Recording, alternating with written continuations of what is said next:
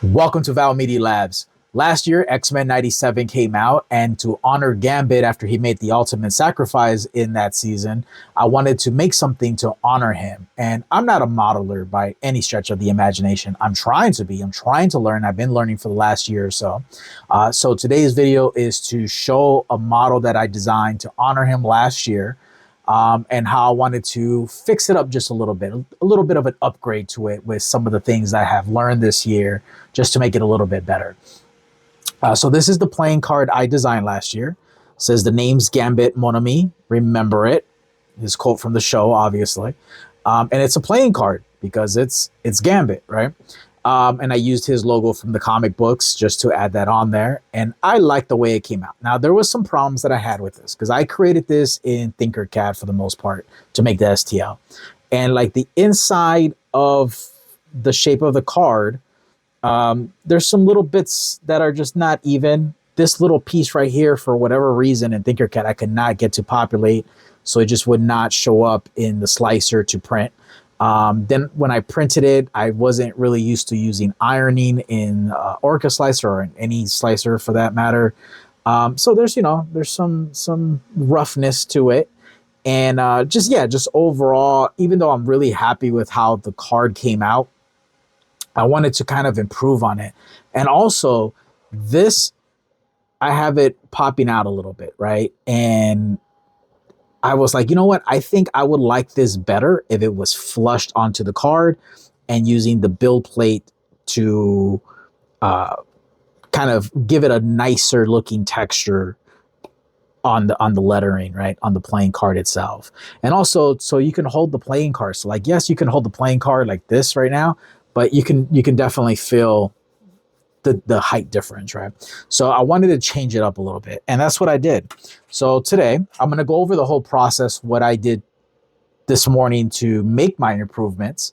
And like I said, I'm not a modeler by any chance. I am sure there's a lot more efficient ways and a whole lot better ways to do this with other programs, but I used Inkscape, Canva, and TinkerCAD to make this. And so I would appreciate any feedback to be like, hey, even with the tools that I'm using, this would be a better way to use it. I'm just trying to learn.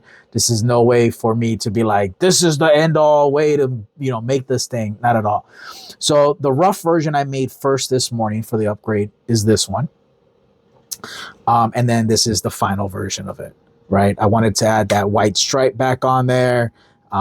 Make the lettering just a little bit bigger because on this one, the periods weren't showing up, and then the apostrophe for names wasn't really showing up. It's still a little bit there, but I mean, it gets the job done.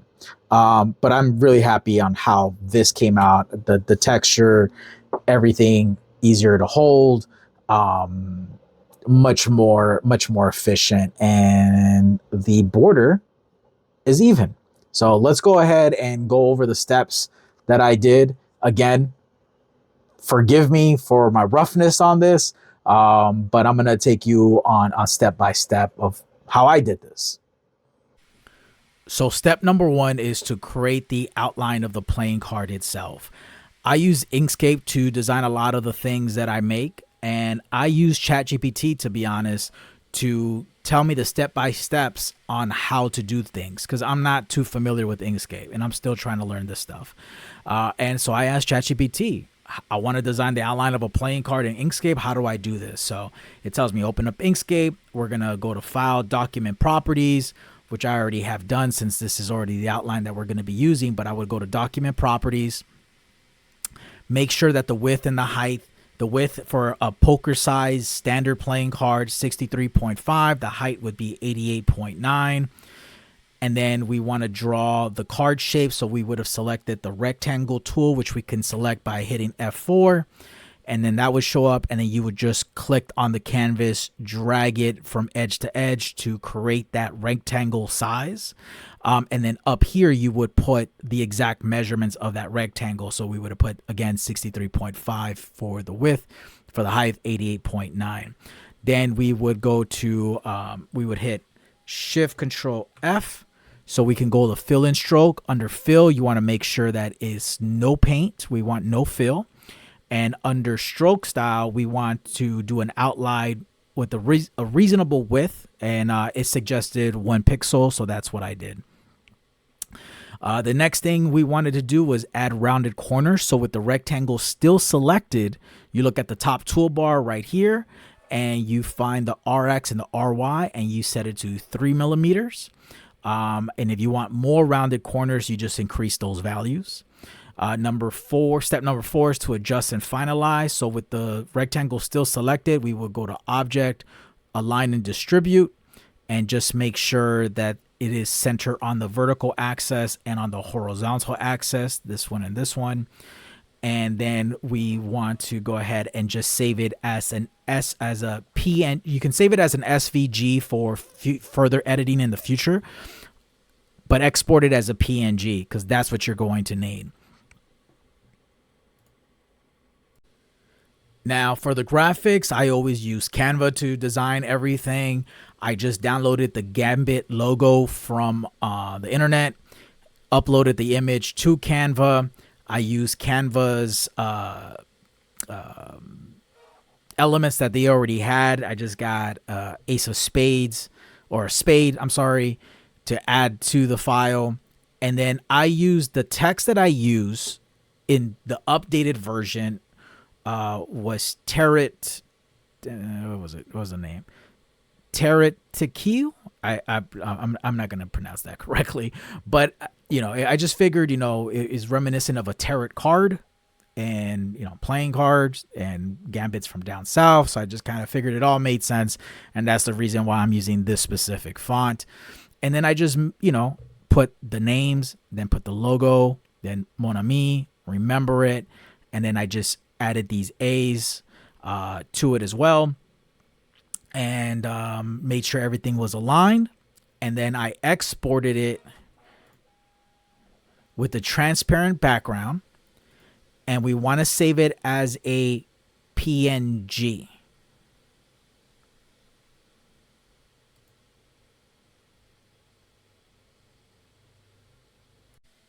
So now we move over to TinkerCAD, and I just realized I made a mistake. In the Inkscape portion of this video, at the very end of it, I said, you know, save it as an SVG for future editing, and then save it as a PNG. You don't have to save it as a PNG for the outline of the playing card. You have to save it as an SVG.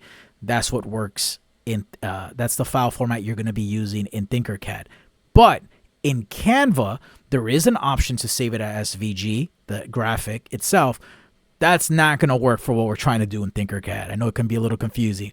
You're going to have to save it as a PNG and then convert that PNG to an SVG.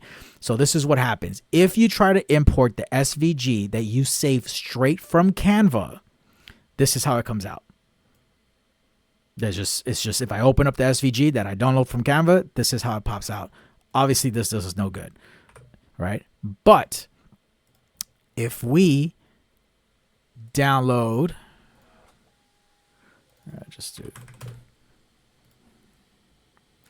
if we import, sorry, not download, if we import the PNG that was converted to an SVG, I use this website, Convertio. I always found it useful. Then it comes out exactly how we need it, right? So this is how I import this stuff into TinkerCAD. Now, here's the other tricky part. So now we want to create this outline right here, right? This white outline. The way I do it, and it may be way overcomplicating it, is I'm going to duplicate this, and I want to leave some, like about maybe a millimeter of space in between us is what I think I use for the thickness of that white line that we're going to have. So the original size is 88.90 by 63.50. So we are going to do 62.50 and 87.90. I'm going to make this one a hole. I am going to center these. And then I am, oh no, I think I made it a little bit small. I made it a little bit thicker. Hold on, sorry. So we are going to do, was it 61.50? And then this one is 86.90 is what I did. I should have written this down. But you guys get the idea. Here we go. So we're going to go ahead and line these up. Yeah, that looks a lot better. Oh, before I do that, I'm going to duplicate that hole, and I'm going to make that into a solid. Then I am going to combine that. And then I'm going to combine these two. We're going to align these. And there we get our outline. I have found that if I just try to input one into the other one, this line's not going to show up. And I want that line to show up. So that's how I'm able to get this line to show up. Again, other software may be easier to do that. Someone may know a better way to do this. This is the way I do it. Now, here's our other thing. So if I try to move this image into here, and we're going to move this, we're going to make this 2 millimeters deep, and I try to combine these. Let's see here.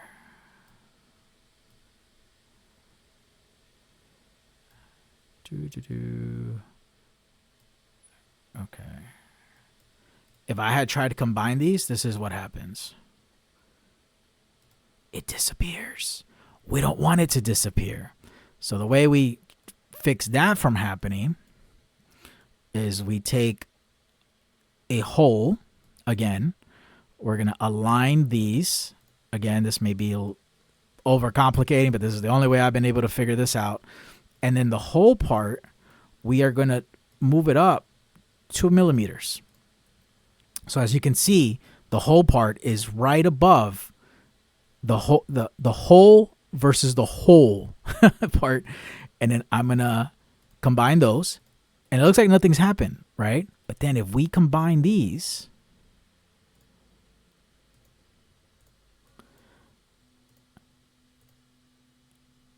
and then it shows.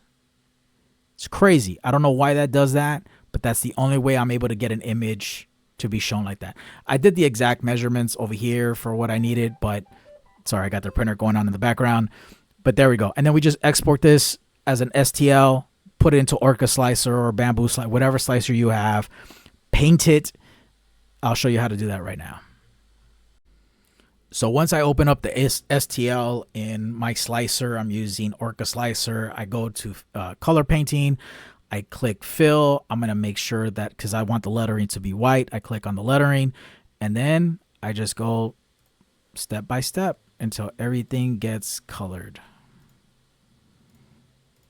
It's a bit tedious process. I honestly, thinking about this now, it'd probably be better if I had made the entire card white and then just do everything and then just paint the black parts of it, right? That would have been a whole lot easier. But you know what? We're already recording, and that's what we're going to do. We're just going to stay here and show our mistakes because we're not that good. But we just want to share our knowledge, our little bit of knowledge, and show that sometimes it's just easier to continue with the mess up that you already had, like that one, than just to redo it from scratch. But here we go. And then what I do is I want to print this on the build plate itself so I can get that nice looking texture. So I just move the X to 180 degrees and then I slice it.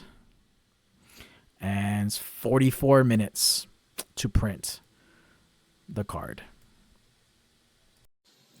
So I hope that explained everything. I know it's I think I may have overcomplicated, but to me it's very simplistic, but I could be overcomplicating it compared to what other tools or methods there is to achieve what I did. But hey, I'm happy. I'm learning. I love the way the card came out compared to how the original one was. Yeah, so, you know, it's a slight improvement, slight upgrade. This is the first video I've ever done where I recorded on the phone, this type of footage, and then record on the Blue Yeti and OBS to record the screen. So it's not going to be the greatest. I am learning this process. because usually I'm just used to just turning on the camera, record, and upload that. So bear with me. But I hope you guys got something out of this. I hope this solves some problems that you may have been encountering with TinkerCAD in terms of making certain things show up when you're trying to merge them, combine them, and yeah. And if you guys like the card, I can upload it to Maker's World so you guys can download it for free.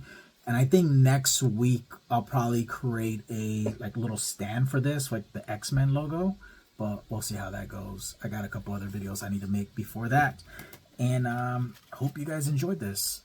Please like, subscribe, all the YouTube stuff that people always say. That I don't know, do we need to continuously say that at the end of every video if you guys already heard it once before? Anyway, appreciate you.